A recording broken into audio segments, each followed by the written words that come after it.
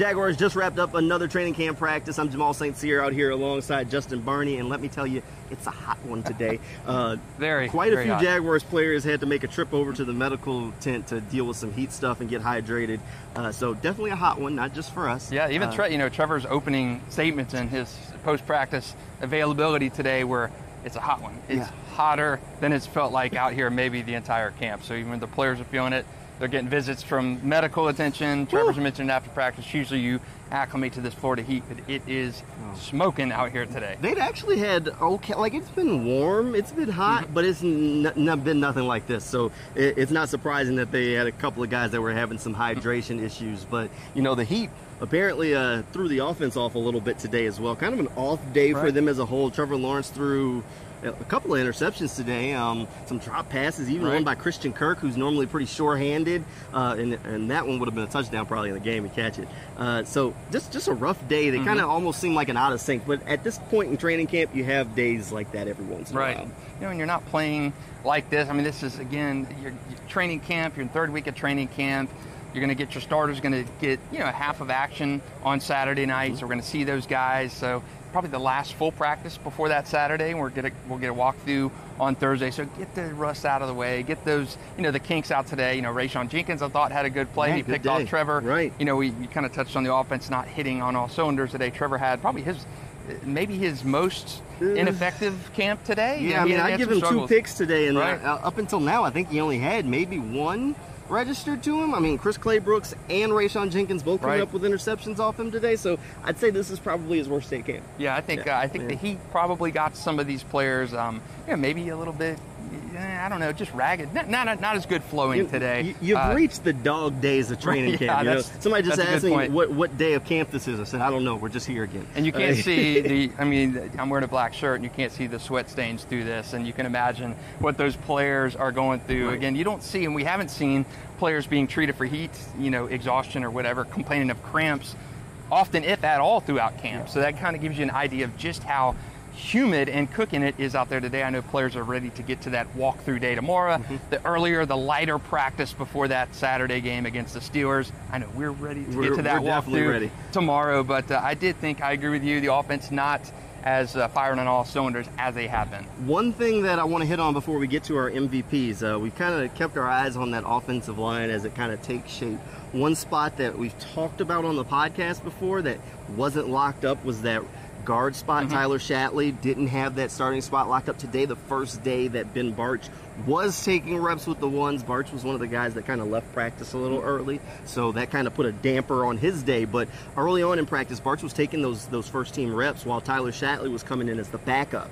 So maybe Barch has shown enough to the coaching staff to earn their trust to kind of move up into that role, or they think Shatley's just a better versatile backup there coming off the bench. We'll have to see just how that plays out, but that spot definitely not locked up at left guard. Exactly the same with the right tackle spot. It's those spots on the line where probably 1.5 of the biggest camp battles occurred on that offensive line. I think the Barch-Shatley thing has not been as pronounced as that Walker-Little, Juwan Taylor battle at right tackle. Just a lot more rotation between those two, while Shatley had basically taken all of the first team reps up until now, which just made it strange when they say, no, Barch is still competing for this job. No, Barch is still in the running for this. And he just hadn't received any of those reps. So it was a strange way to approach it. I think maybe it had a little bit more to do with Luke Fortner than Tyler Shatley or Ben Barch, because it's probably better for the rookie to have Shatley and Sheriff next to him while he's going through some of his bumps in the road and learning.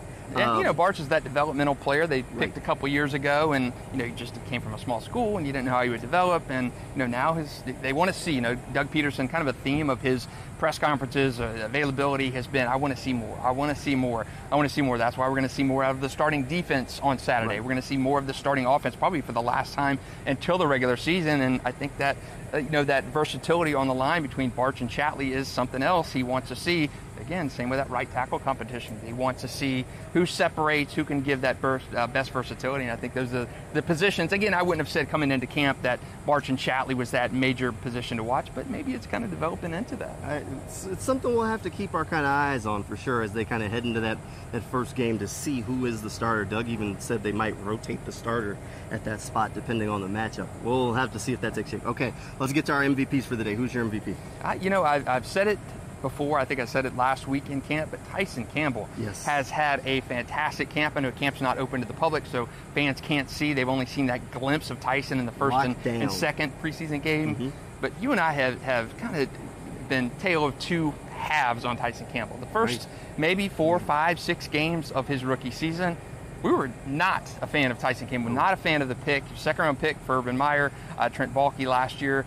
Struggled. I mean, to say it mildly. Struggled turning around a ball, struggled reading passes, struggled. Whatever happened, flipped, and he has been totally different from about that midway point of the season on, has carried that into training camp this year and has looked fantastic. Had a great pass breakup on the sidelines. He had a fumble recovery last week. Great pass breakup today on Marvin Jones near the sideline. No picks today. Rayshawn had that pick today. And Tyson dropped one. But again, he has played so well. And we raved about Zay Jones and Christian Kirk, how they're running, they're separating. The Christian Kirk doesn't drop passes, just runs crisp routes. Zay Jones has been phenomenal.